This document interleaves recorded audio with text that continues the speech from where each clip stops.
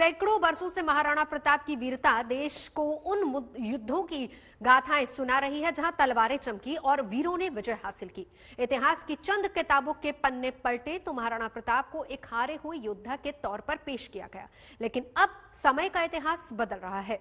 Archaeological survey of India भी इस बात को मान रहा है कि हल्दी घाटी की जंग में राणा प्रताप हारे नहीं थे।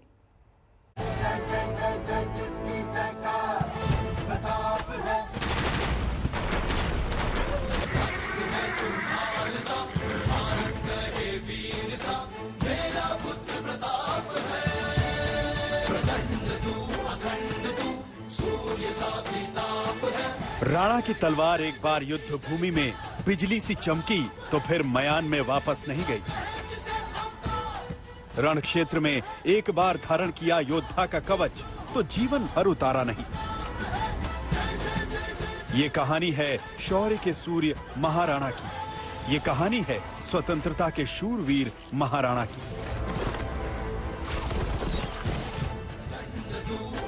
मेवाड़ के महाराणा का शौर्य अद्भुत था।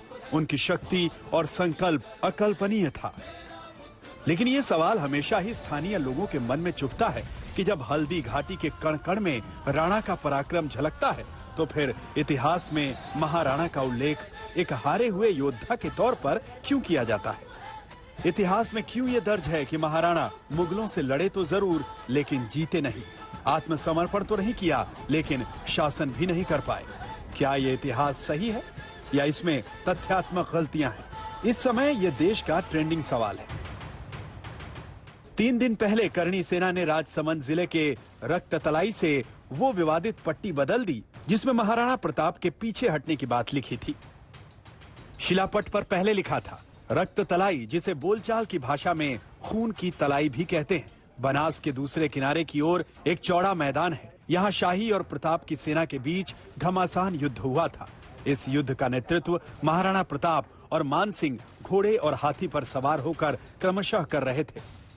युद्ध इतना भयंकर था कि संपूर्ण मैदान लाशों से भर गया था। ऐसी स्थिति में संयोगवश प्रताप की सेना को पीछे हटना पड़ा और युद्ध 21 जून 1576 को समाप्त हो गया। करणी सेना ने इस विवादित शिलापट्टी की आखिरी लाइन बदल दी और लिखा, युद्ध इतना भयंकर था कि संपूर्ण मैदान लाशों से भर गया था। ऐसी स्थिति में मुगलों की सेना को पीछे हटना पड़ा और युद्ध 21 जून 1576 को समाप्त हो गया। महाराणा प्रताप को युद्ध हारा ही नहीं।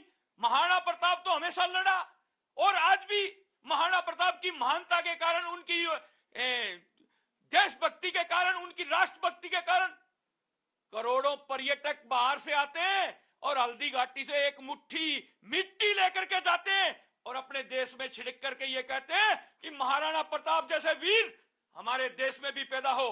करणी सेना और राजपूत संगठनों की धमकी कह लीजिए या फिर बीजेपी नेताओं का दबाव, पुरातत्व विभाग ने वहां पर वह शिलापट्टी हटा ली है जिसमें महाराणा प्रताप की हार और पीछे हटने की सूचना दी गई थी। अब पुरातत्व विभाग का कहना है कि पुरातत्वविदों और इतिहासकारों की एक टीम बनाई गई है जो तय करेगा कि उस पर क्या लिखा जाएगा। उसके बाद ही नई शिलापट्टी लगाई जाएगी। विवाद तो पुराना है, लेकिन आर्कियोलॉजिकल सर्वे ऑफ इंडिया ने अब संज्ञान लिया और पुराने शिलापटों को बदलने का फैसला ले लिया। अफसर बोल रहे हैं अब नए शिलापट पुष्ट ऐतिहासिक तथ्यों के आधार पर ही होंगे। ये महाराणा प्रताप के स्वाभिमान, शक्ति, पराक्रम और स्वाभिमान से, विशेष रूप से स्वाभिमान से संबंधित है और उसी चीज को ध्यान में रख के इन सूचना पटों में परिवर्तन किया जाएगा।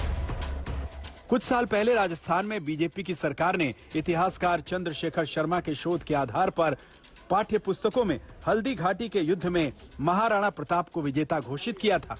अब राजसमंद में बीजेपी सांसद दिया कुमारी ने हल्दी घाटी युद्ध का पूरा सच शिलालेख पर लिखने की मांग दोहरा दी। इतना ही नहीं, दिया कुमारी ने युद्ध क्षेत्र में अकबर की सेना के पड़ाव वाले बादशाही बाग का नाम बदलने की मांग की है। हमारे लिए बहुत ही वो गौरव का प्रतीक है। बलिदान और जिस तरह से वीरता का वो एक हमारे लिए उदाहरण उन्होंने पूरे राजस्थान को दिया है और हम सब उनको पूजते हैं।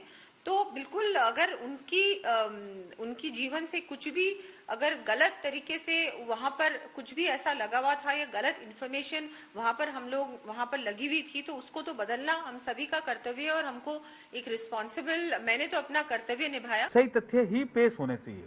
जो हमारे पास ASI की साइट पे या हमारे लिटरेचर में जो हमारी बुक्स जो हमारे पास अवेलेबल है उसमें जो तथ्य हैं वही तथ्य आने चाहिए जनता के सामने।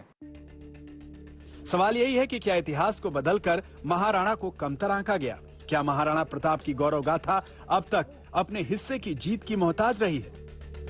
कुछ समय पहले राजस्थान के इतिहासकार चंद्रशेखर शर्मा ने एक शोध पत्र जारी किया था, जिसके मुताबिक महाराणा प्रताप हल्दी घाटी युद्ध के बाद जमीनों के पट्टे जारी करते रहे। सवाल ये कि एक हारा हुआ शासक पट्टे कैसे जारी करता रहा? मेरा प्रश्न ये है कि अगर वहां पर मुगल जीते होते, मुगलों का अधिकार हुआ होता, तो वहां पर अकबर पट्टे जारी करता, वहां पर अकबर के सिक्के चल रहे होते, वहां पर मुगल सेना का चौकीदार होता, जैसा कि चित्तौड़ के किले में था, मांडलगढ़ के किले में था। तो ये बहुत ही सुस्पष्ट है कि जिस भूमि पर जिस राजा का अधिकार था, विजय उसकी हुई थी। हल्दी घाटी के युद्ध में जीत हार के रिकॉर्ड पर विवाद रहा है, लेकिन इस पर कोई विवाद नहीं कि महाराणा का संघर्ष मुगलों के खिलाफ छापामार युद्ध की शुरुआत थी। यानी मैदानी इलाकों में मुगलों की जबरदस्त ताकत पहाड़ियों में बौनी हो जाती थी, और जब पहाड़ जैसे इरादे वाले महाराणा प्रताप से मुगलों का सामना हुआ तो मुगल 6 साल की लंबी लड़ाई में उलझ गए।